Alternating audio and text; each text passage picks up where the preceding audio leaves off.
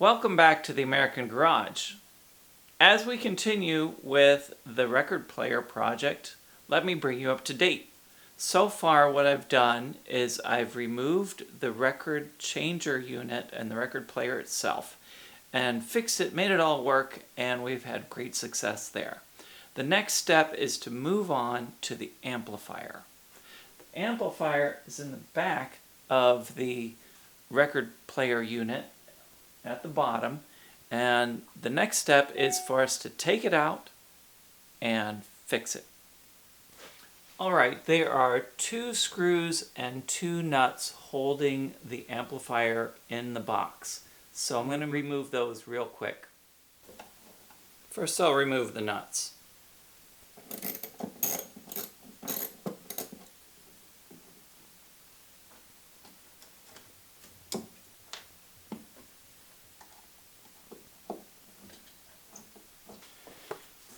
Now, there are a couple of plug units which connect the turntable to the controls and to the amplifier. So let's unplug those units. And remember, I have this unit unplugged from the electricity. It's now plugged into the wall.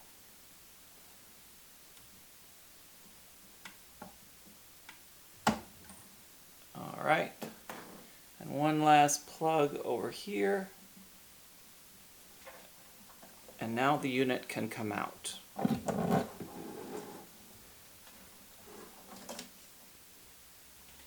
Okay, so now we have the amplifier out of the machine.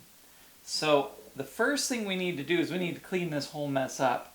And we're going to have the tubes tested so that we can see if they're working correctly. Now before we do all that, before we start cleaning it up, there's something very important we have to do. I'm going to turn this over, or turn this around so you can see it. Now, what we have is we've got these capacitors here.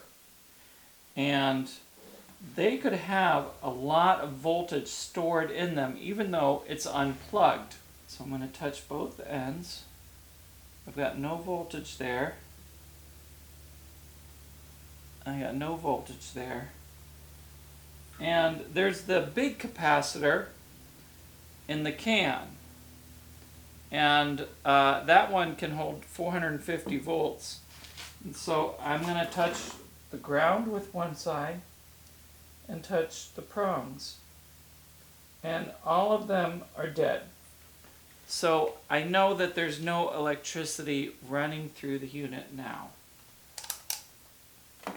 Now I can proceed with cleaning it up and making it look nice. And getting all these parts ready to test. Okay, so the first thing we're going to do is we're just going to start cleaning it up. It's a horrible mess. So we'll clean all of the dust and the dirt off of it.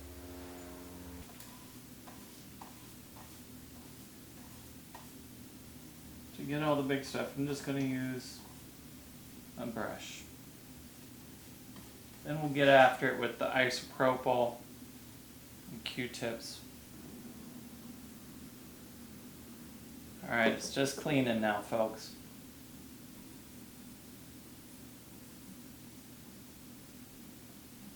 Now one thing I am going to do with the tubes, I'm going to clean them up and I'm going to disconnect them, make sure they're real clean. Get them as clean as I can, and then I'm going to plug it right back in after I get all this mess cleaned. So I'll do this with each one. I'm going to put them back in place so I don't forget where they go.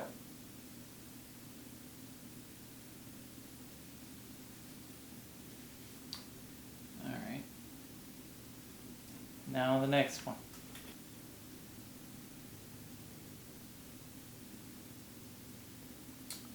And we'll just keep going.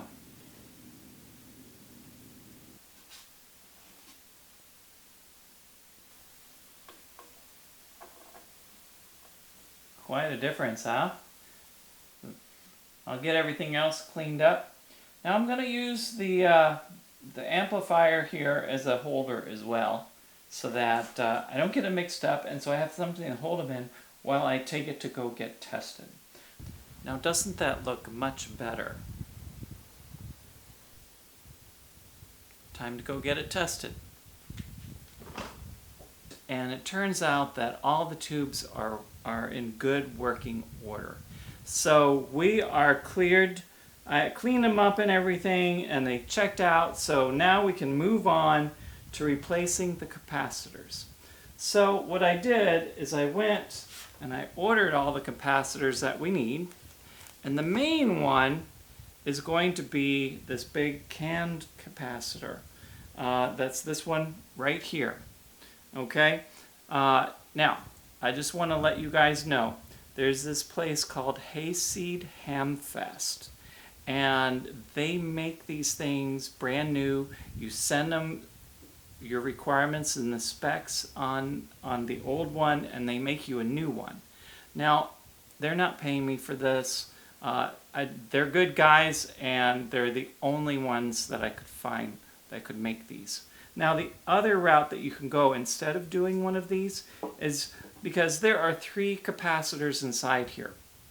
And what you could do is you could go get 3 capacitors that fit that requirement, and then you would take this one off and you would wire them together and solder it all up, and it would work just fine, but it won't look the same. Okay?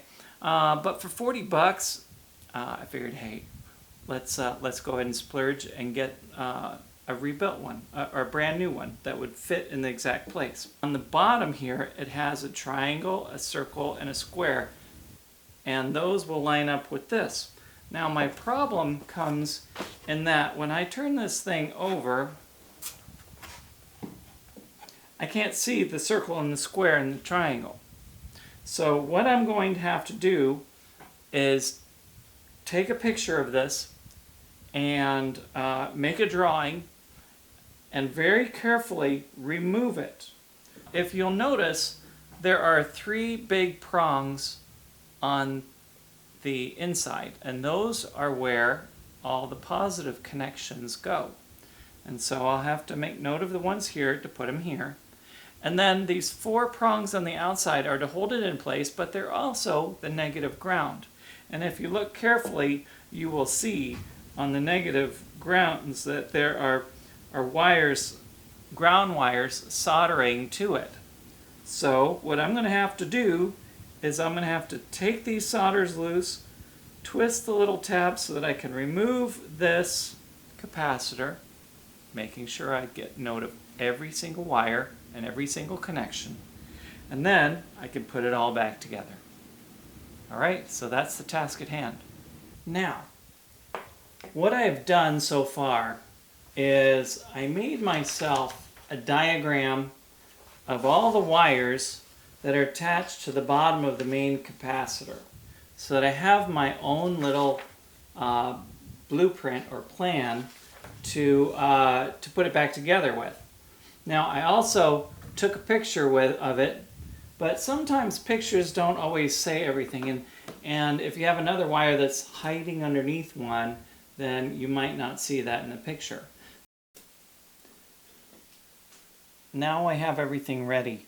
Now you can see on the new one, the positives are the inside, and these are the ones that I have the labels on with the tape. So what I'm going to do on here is I'm going to unsolder these, because they're all labeled and I won't lose where they go. So let's get started.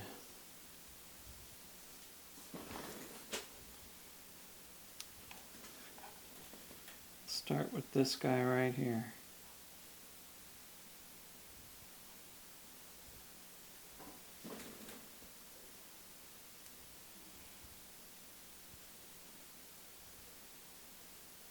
There's one side. Now we'll work on the other side. This is a tedious process, so if you're impatient, you might mess something up.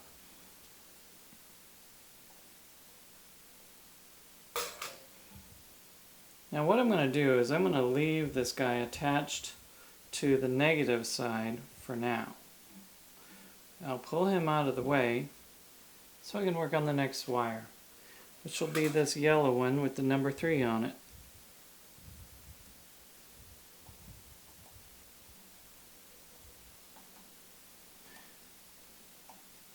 Some of the wires might be bent around the object before it was soldered.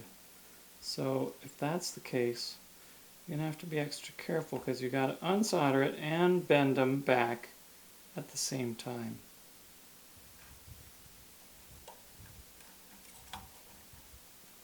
Now, with all of the wires unsoldered and labeled so I know where everything goes and mapped out on my own plan, now I can take the capacitor out. So we'll just twist these tabs, holding it in place. Okay, so we got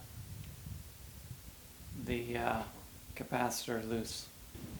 Alright, I was almost fooled by my old capacitor that didn't have markings, but I look really carefully, and while it doesn't have this circle, square, and triangle marking like we see here, if you look really close, they got cutouts of a little triangle, a little square, and a little circle.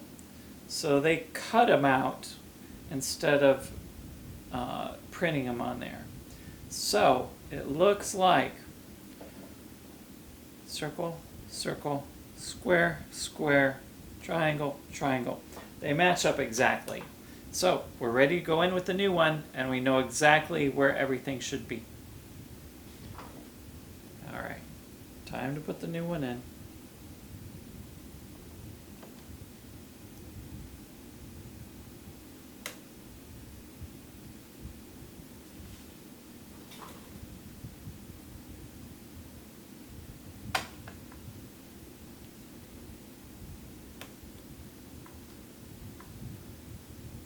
The new one's in place. Now we'll tip it over.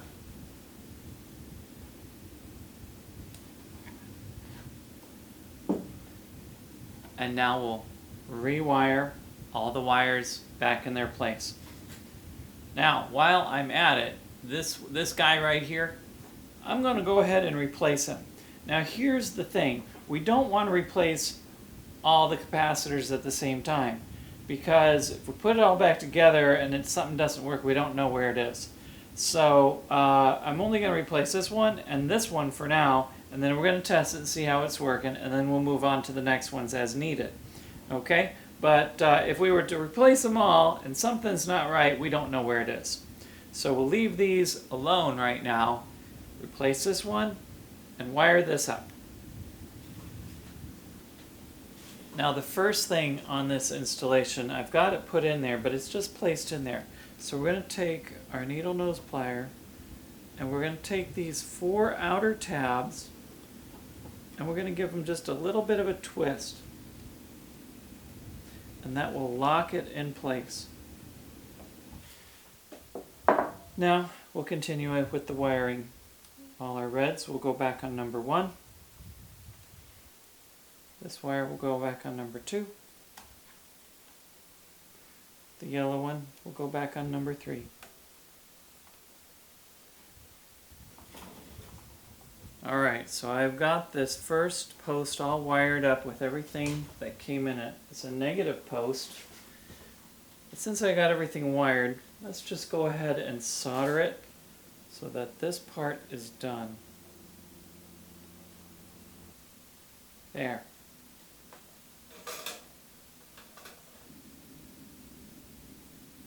There. Now when you're doing this, try to make sure you don't touch wires like I did. I'm going to have to repair a few of these wires. The first negative post is taken care of. I'm moving on to the rest, and we'll just wire it back up according to the way we took it apart. Alright, now we've got the whole new capacitor rewired except we have to attach this capacitor back to one of the negative posts. Now, since we're this far into it and we had to undo that one, I'm going to go ahead and replace this one. And the replacement is much smaller. So we're going to use this one to replace this one. So we'll cut this off.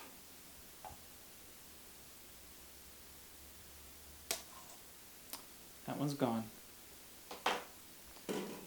And we'll replace it with this one. Alright everyone, so the work has been completed. I've got the new capacitor, multi-capacitor, in place and all wired up the same way that the old one came out. Now I did want to mention something. I was trying to straighten all the little tabs and get it out, and it turned out that the easier thing to do was just take my needle nose pliers and twist them off, because it was coming out anyway and it didn't matter. Once all the wires were disconnected from this, that seemed to be the best way to get it out. Anyway, and I replaced this capacitor while we were at it because it was right there attached to the main capacitor. So I've got that, and this was replaced with this real little one. So as long as the numbers are correct on it, then that's okay. So this is all completed. Now it's time to put the amplifier back in the record player and test it out.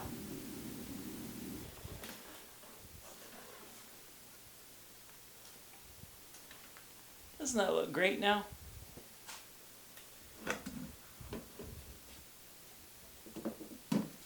Since it's just going to be a test run, I'm not going to bolt it in there.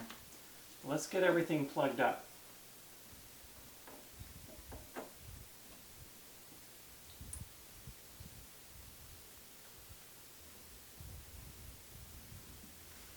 Alright, it's all plugged up. Now we can plug it in and turn the record player on, start playing a record. Now what we're going to be looking for is, when we turn it on, is it going to pop and crackle a lot as it's coming on. So we're going to listen for that, and if it sounds nice and clean, then we know that replacing this was a good thing. Alright, I'm hoping for good things. Hold your fingers crossed. If I did everything right, it'll work, and if I got something wrong, it might not work. So let's find out. Alright, here we go.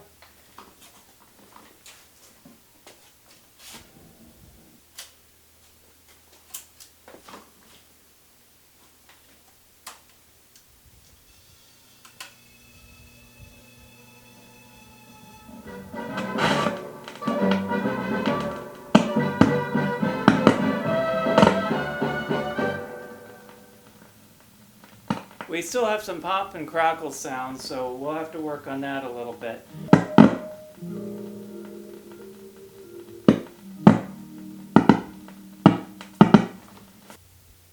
As it turns out, we still have some pops and crackles. So while replacing the main capacitor was a good thing, it didn't solve all of our problems. We will continue with this little project until we find out all the different things that went wrong. But it looks like we're on track, and the record player is just about ready to play and put in the front room. So let me investigate these other problems, and then we'll continue.